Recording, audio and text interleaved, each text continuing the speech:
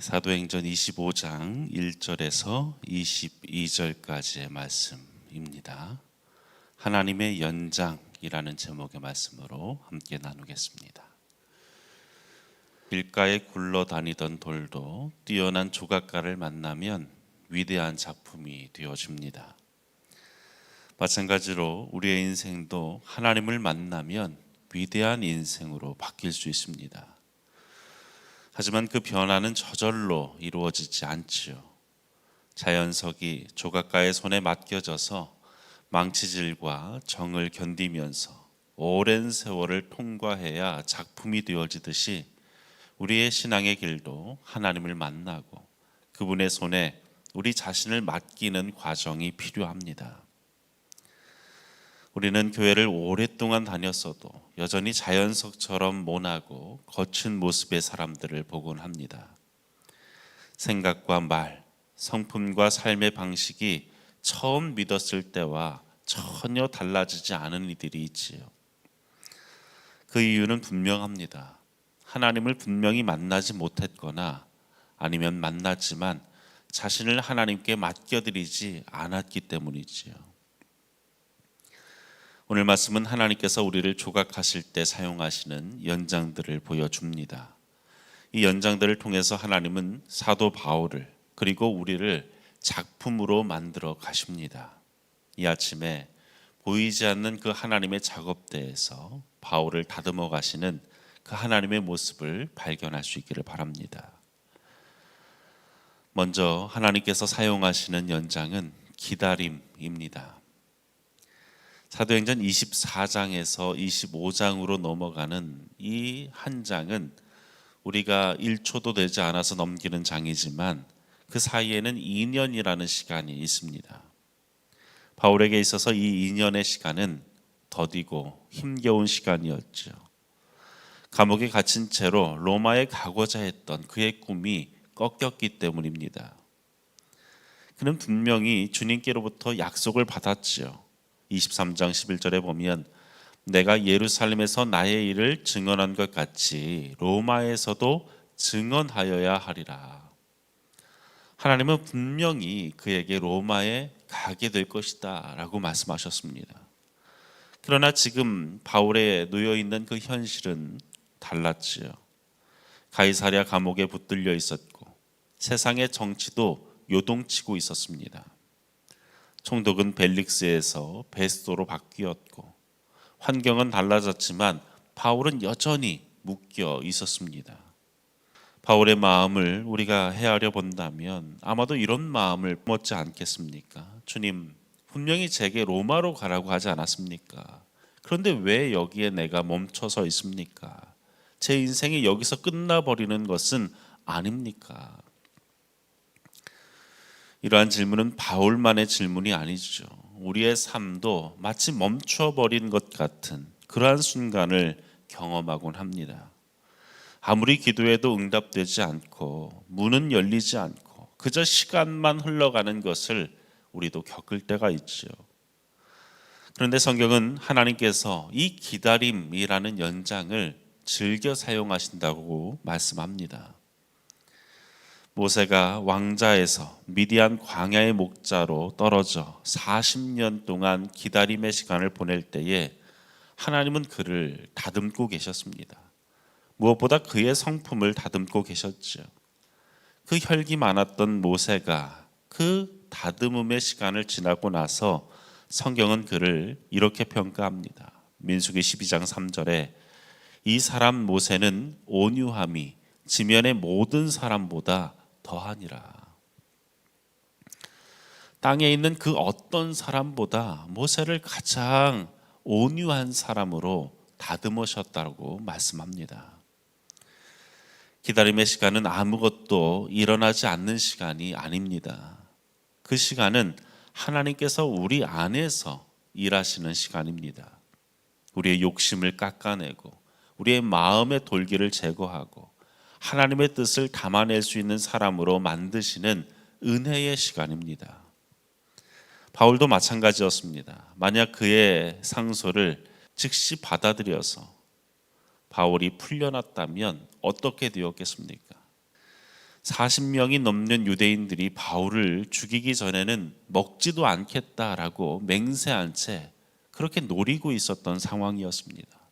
아마도 바울은 그 생명을 부지하지 못했겠지요. 이러한 상황 속에서 하나님은 바울을 보호하기 위해서 가이사랴 감옥에 2년 동안 머물게 하신 것입니다. 감옥이었지만 그곳이 하나님의 안전지대였고 하나님의 작업대였습니다. 무엇보다 바울에게는 쉼이 필요했습니다. 1차, 2차 전도 여행을 통해서 그는 너무도 내달렸지요. 먹지도 못하고 자지도 못하고 돌에 맞고 핍박을 당하면서 이제까지 달려왔습니다. 이제 하나님은 그를 로마에서의 마지막 사명을 감당케 하기 위해서 쉼을 누리도록 이 기다림이라는 연장으로 그를 머물도록 하신 것입니다. 여러분, 혹 지금 내가 이 기다림이라는 그 시간 속에 있다라고 여겨집니까? 두렵고 불안하고 길이 보이지 않아서 답답합니까? 기다림은 버려진 시간이 아니라 하나님의 연장으로 우리를 다듬고 계신다는 그 사실을 기억하시기 바랍니다. 하나님께서 사용하시는 두 번째 연장은 핍박입니다. 핍박은 불의한 탄압을 의미하죠. 억울한 일을 당하는 것, 부당한 대우를 받는 것, 이유 없이 미움을 당하는 것, 이런 것이 핍박이라 할 수 있습니다. 사도행전 25장은 바울이 얼마나 억울한 상황에 놓여 있는지를 우리에게 보여줍니다. 그는 아무런 죄가 없었지요. 그를 고발한 유대인들도 실질적인 죄목을 전혀 제시하지 못했습니다. 총독 베스도조차도 이렇게 말하죠. 18절에 내가 짐작하던 것 같은 악행의 혐의는 하나도 제시하지 아니하고, 전혀 바울에게서 악행의 혐의를 그들이 나타내지 못했다라는 것입니다. 19절에 오직 자기들의 종교와 또는 예수라 하는 이가 죽은 것을 살아있다고 바울이 주장하는 그 일에 관한 문제로 고발하는 것뿐이라.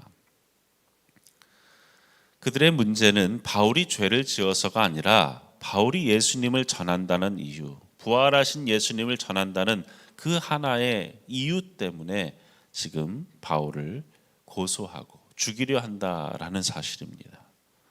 이것이 바로 바울이 당한 불의한 탄압, 억울한 핍박이었죠. 무엇보다 그 배후에는 악명 높은 헤롯 아그리빠 가문이 있었습니다. 그가 누구입니까? 예수님을 핍박했고 요한을 죽였고 야고보를 죽였던 그 가문이었습니다. 이 가문이 여전히 바울을 괴롭히고 있었던 것입니다. 여러분, 우리도 이유 없는 불의와 부당한 대우를 당할 수 있습니다. 내가 속한 곳, 내가 만나는 여러 관계 속에서 억울한 일을 얼마든지 당할 수 있습니다. 그러나 믿음의 사람은 그 너머를 볼 수 있어야 합니다. 그 핍박 뒤에 있는 하나님의 손길을 볼 수 있어야 합니다. 하나님은 때로 핍박이라는 연장을 사용하셔서 우리의 성품을, 우리의 믿음을, 우리의 인내를 다듬어 가십니다. 바울이 그 어려움 속에서 무너지지 않았던 이유는 그가 사람을 본 것이 아니라 그 하나님의 손길을 주목했기 때문입니다. 여러분, 우리의 인생에도 그와 같은 핍박이 찾아올 때에, 억울하고 설명되지 않는 고통이 찾아왔을 때에, 그때가 바로 하나님의 연장이 우리를 다듬고 계신다는 사실을 기억하시기 바랍니다. 마지막으로 세 번째 연장은 불확실한 미래입니다. 25절에서 베스도는 이렇게 말합니다. 내가 살피건대 죽일 죄를 범한 일이 없더이다. 그러나 그가 황제에게 상소한 고로 보내기로 결정하였나이다. 겉으로 보면 바울에게 길이 열린 것처럼 보이지요. 로마로 가는 길이 이제 비로소 마침내 열린 것처럼 보입니다. 그러나 바울의 입장에서 볼 때에 그가 마주한 현실은 여전히 불확실했습니다.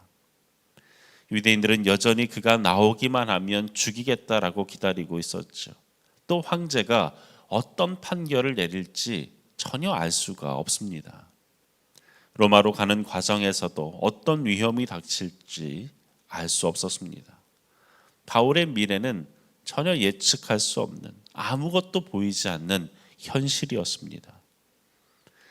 그러나 그는 그 불확실함을 전혀 두려워하지 않습니다.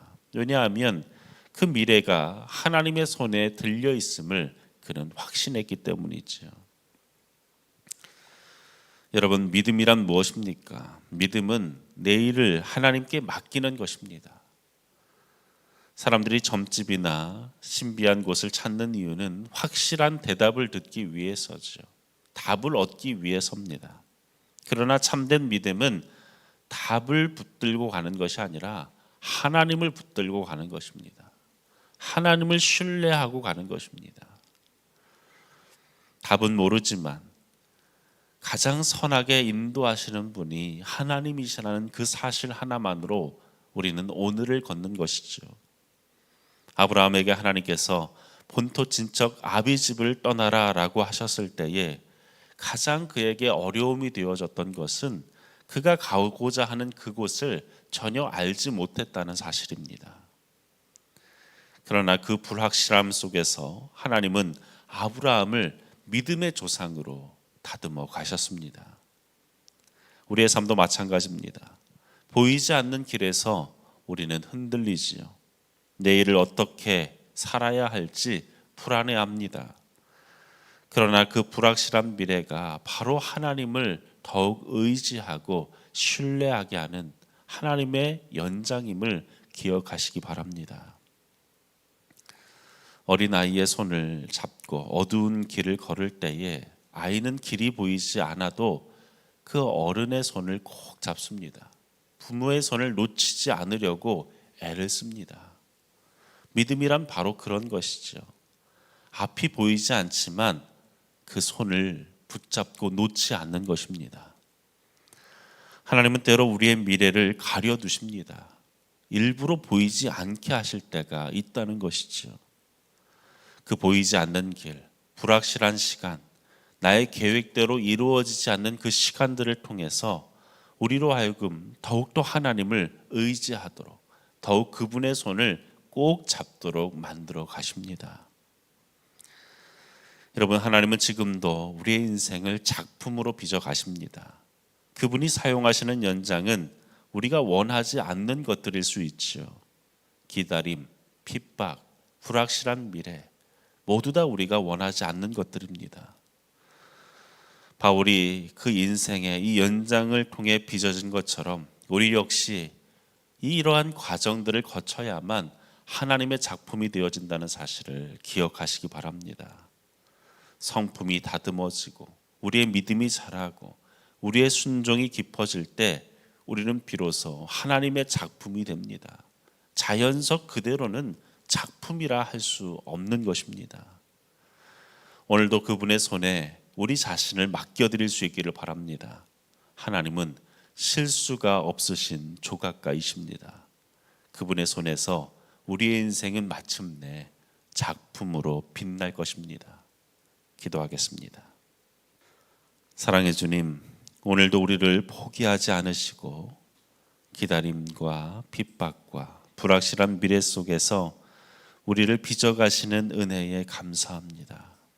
때로는 기다림이 너무나 길어서 우리의 마음이 지치고 억울한 상황이 지속되어서 흔들릴 때도 있지만 그 모든 시간 속에서 우리를 다듬으시는 주님의 손길을 바라보게 하여 주옵소서.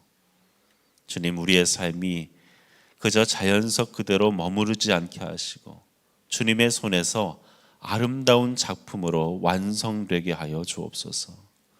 삶의 고통 속에서도 연장을 드신 하나님의 손을 바라보며 흔들림 없이 걸어가게 하여 주옵소서.